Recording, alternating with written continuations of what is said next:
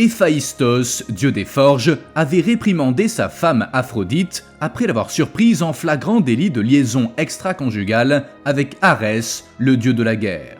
Le dieu mit longtemps à se remettre d'une telle humiliation. Pour soulager sa peine, il se mit à se consacrer exclusivement au travail. À cette époque, la guerre de Troie venait d'éclater et Athéna, déesse de la guerre stratégique, se rendit à la forge d'Héphaïstos pour commander de nouvelles armes et armures. Héphaïstos était un magnifique forgeron et Athéna aimait se rendre dans son atelier pour assister à la fabrication d'armes qui étaient de véritables œuvres d'art. Le dieu des forges appréciait les visites de la belle et altière déesse de la sagesse qui illuminait de sa splendeur la forge d'Héphaïstos et atténuait la solitude de la divinité forgeronne.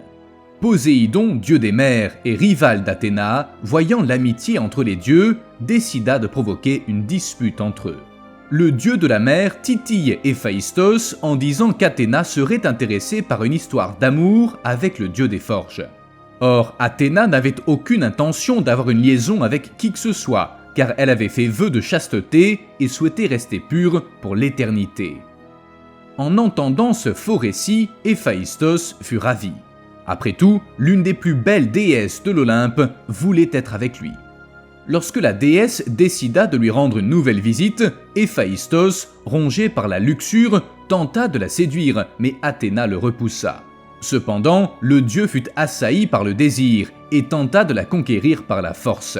Le dieu saisit la déesse vierge, mais la divinité de la guerre le repoussa.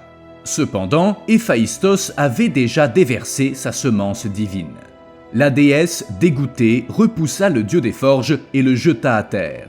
La semence divine d'Héphaïstos tomba sur terre et fut recueillie par Gaïa, qui donna ensuite naissance aux fruits de cette mésaventure. Le bébé s'appelait Érictonios, une étrange créature au tronc d'homme et à la queue de serpent. Athéna adopta Érictonios comme son propre fils. Mais le bébé n'était pas encore prêt à vivre dans le monde des mortels. Athéna le mit donc dans un panier et donna l'enfant aux princesses d'Athènes, ville consacrée à la déesse après sa querelle avec Poséidon. La déesse leur dit qu'elles ne pourront jamais jeter un coup d'œil sur le contenu de la boîte. Mais la curiosité des princesses l'emporta sur leur prudence. Elles ouvrirent la boîte et trouvèrent la créature. Elles devinrent folles et se jetèrent du haut de l'acropole d'Athènes. Athéna revint chercher son fils et l'éleva dans le temple dédié à la déesse. Sous la tutelle de la divinité de la sagesse, Érictonios devint un adulte sage et diligent.